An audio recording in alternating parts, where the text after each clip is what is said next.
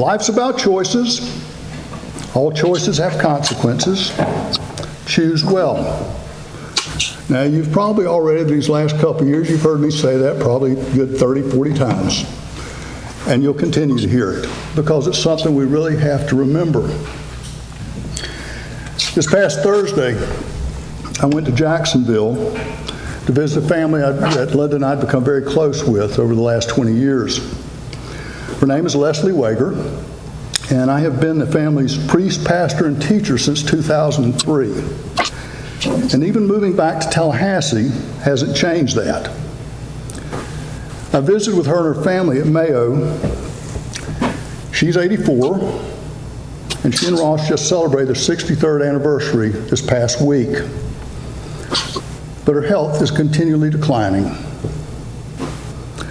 I went there not only for her and her family, but I went there for me too. We've gone through a lot of life together for almost 20 years. Leslie and her family were one of the first 3 couples at St. Paul's who really welcomed Linda and me when we came back to Florida. Then they went to each church that we served in. And even when we were coming here, they continued to support the ministry we were doing. She and her family are very special to me, to Linda, and to Sean. And they were at a place that there were some decisions that needed to be made. Her health's not going to get any better. They realized that. But the doctors wanted her to go to rehab to try and gain a little more strength, which is their normal protocol. But still, the prognosis hasn't changed. Her heart and her lungs are shutting down, and she's going to die in the not too distant future. And she really doesn't want to go to rehab. She was reluctant to talk about that with everybody there. So as we sat down, just she and I together, she says, the time that I would spend in rehab, I could be doing things I really want to do. Now, this is surprising about Leslie because she's generally pretty compliant with her doctors at Mayo. It's kind of like whenever they say it's from God's lips to their ears, and so she believes it if they said it. But with what they're suggesting, that time that she would spend in rehab was time she could be at home with family and friends. So it really became an easy choice. What was the thing that meant the most to her? And I asked her, okay, so you go home, what do you want to do? She says, I want to take a walk on the beach with Ross, just one more time, even if it's only a few steps, because she realizes with her breathing, everything else, she can't go far. But she said, I don't care if it's just a couple of steps. That's enough. I just want to do it one more time. That's a special place for them. They had always lived close to the beach there in Jacksonville. He said, I want to do that just once more. She said, I want to be with my family as much as possible, especially her grandson, Luke. She said, I want to have lunch with my girlfriends, but not in a hospital or rehab facility. She said, I want to go home and be cared for there. And she said, if I need hospice later, if I have to go to a facility, I'm okay with that. But first, I want to go home and do these things. She and I talked about how we have our have-tos and our want-tos. And that right now, the thing to focus on is what do you really want to do? Not what do you have to do, but what do you really want to do that's most important to you? Well, again, she said, I want to go home, and I want to do those things I told you. What Leslie wanted from me was to tell her that she was making the right decision. And I did. I said, you're doing exactly what I would do. If I knew this was it, yes, that's where I would want to be, at home. I want to be there with my family. I want to be with my friends. I don't want to be in a rehab facility trying to gain a little bit of strength when I'm just going to die in a little bit anyway. Well, the family came back in, and we all talked about it. And they agreed with the decision. And her husband walked out of the room to go and tell the doctors, this is what we are going to do. After he came back, we all got together and we shared communion. Had time to anoint her. And then she and I spent some more time together. And like always, Leslie had a lot of questions. When we first served at St. Paul's in Jacksonville, Leslie was the person who would come a couple of days after you had preached with a list of questions. He said, I want to talk about these things. Can you tell me more about this part? She knew that, we have a brief time up there. But she said, I want to know more. This went on for years. And then it got to where, will you just send me your sermons and let me work with those? Okay, no problem. She had more copies of the stuff than I did. But she always had questions, and she really was seeking to know the truth. But the one thing she was always certain of is where she would spend eternity. And with that, she was at peace. You say, right now, I don't know if I'll see her again before she goes, but I do know that I will see her again in heaven. And that gives me peace. All of our readings today focus on one thing: choices. All of us have some things we feel we have to do. Things like eating healthy foods, getting plenty of rest, exercise, pay our taxes. I think that's optional. But get up and go to work each day, pay our bills on time, go to church every Sunday. You get the idea, don't you? And then there are want-tos, things we really want to do.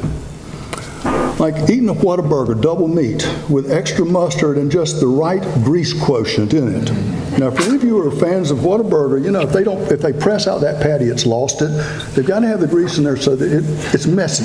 It's really messy, but it's good. But to offset that, you just have a small fry, and so you feel better about it. I want to just take a day and just go play golf or just visit with friends without being concerned about having my phone. Or just stepping away from all the things on the ever-growing to-do list. Give yourself permission to just stop everything, take a break, and just go and sit with Jesus.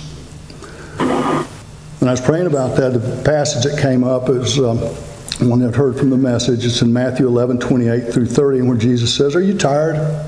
You worn out? Come to me. Get away with me, and you'll recover your life. I'll show you how to take a real rest. Walk with me and work with me. Watch how I do it. Learn the unforced rhythms of grace. I won't lay anything heavy or ill-fitting on you. Keep company with me, and you'll learn to live freely and lightly. People in general are more likely to do the things they want to do more than the things they have to do. Sometimes it's really about our perspective and our attitudes about the things on our have-to-do list. We have to look at the purpose behind those things we believe we have to do. The eating healthy and exercising is essential if I'm going to be around for a while and spend quality time with my family, with friends, and especially my Luke. It's essential if I'm going to be healthy for my ministry. Going to church each week. You see, that quit becoming a have-to for me when my relationship with Jesus became my highest value. For Linda and I, there was a time that we were we're the last ones in and the first ones out. We made sure we got that back seat so we could get out in a hurry. But we checked it off the list. We had been to church. We were content. We'd done our duty. But that all changed when the relationship changed. You see, now it's not just that I want to do what I want to do. It's that I get to do it. I don't have to do it. I get to do it. And I keep finding that often I have to refocus and reframe some of the things on my have-to-do list and make them my must-dos because they line up with what I want to do. I hope this makes sense to you, because I want to tell you a tool I use. It's used for me, and I think I may have showed this to you many times. You'll recognize this as an engineer. You'll catch this one. Circle. It's that simple. This is at a retreat we had at the Anglican Mission. Bishop Chuck Murphy gave all of us a circle. He said, I want you to take that. He said, on the top, put 24 hours. Then he gave us a second one. On this one, put 168 hours. 24 hours in a day, 168 hours in a week. He said, I want you to put down how you spend your average day. On the other one, how you spend your hours an average week. There's going to be some variance there. Well, this was expecting that all these priests that were gathered there was going to be, we spent our time in prayer and study and all these holy things, and no. A minimal amount of our time was spent in that. So what I started doing is taking this and taking all of the things that I do now and say, okay, when I put this on a pie chart, where am I spending my time? Now, if you want a copy, there's some blank ones back there, but you have to put in the 24 hours and 168 yourself. But it helped. When I put it on paper, I could look at it and say, wait a minute, how do I need to reorder my life? How do I get this to the point where I am doing the things I truly want to do and not just looking at what I have to do? Once I do that, I think the choices will come easier to knowing and doing those things that God really built us to do, or built me to do. In Jeremiah, God has likened himself to being a potter. As the potter, he sets the standards of perfection and what was acceptable. If a piece was flawed, he crushed it into a lump of clay again and started over reshaping it. If the nation, the people, continued to reject the one true God, then God could choose to tear down the nation and start over. But if the nation changed its evil ways and returned to the Lord, went back to the covenant they had made with him, he wouldn't destroy it. They had to choose. He wouldn't force them. God was going to deal with Judah and Jerusalem just like the potter dealt with the clay. But they still could escape disaster if they would reject their evil ways and do what was right in God's sight.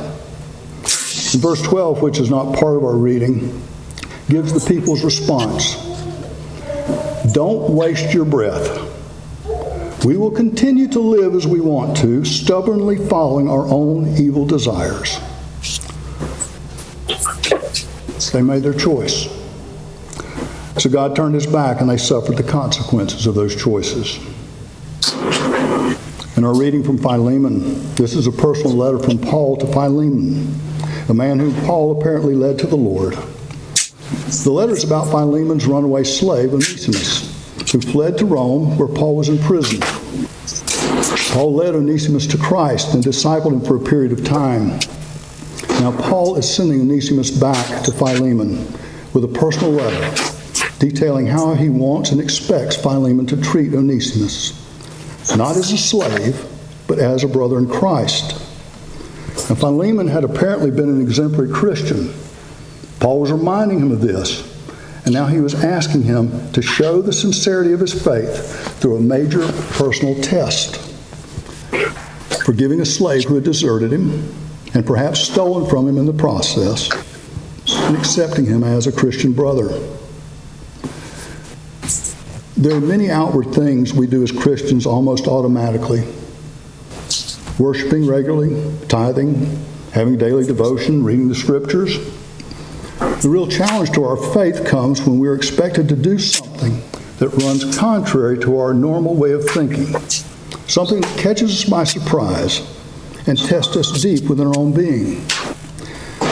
Philemon was about to be challenged this way, and Paul wanted to be sure that he was laying a solid foundation on which Philemon could make this crucial decision. Now, the scriptures don't tell us what he did, but we know that Paul did everything he could to help him to choose well. Our gospel is a familiar passage about the cost of being a disciple. While salvation is a free gift from God, discipleship will cost you everything. The modern church has made a habit of redefining the words of Jesus and try to make them more appealing. But Jesus doesn't do that. He wants us to know what we're signing on for and that it's not negotiable. We don't get to follow Jesus on our own terms. As a disciple, our first and primary loyalty is to the Master. Nothing can be more important to us than he is. Many of us, me included, had at one time made an emotional commitment to being a disciple without understanding what this fully meant and what it requires of us. The life of discipleship is built on loving God with all your heart, soul, mind, and strength, and loving your neighbors yourself. It doesn't happen overnight. It's a lifetime journey in which we will make many mistakes, and that's expected because we will learn in those mistakes. What we're seeking to do is to become like the one we follow, and that is the best choice that we can make.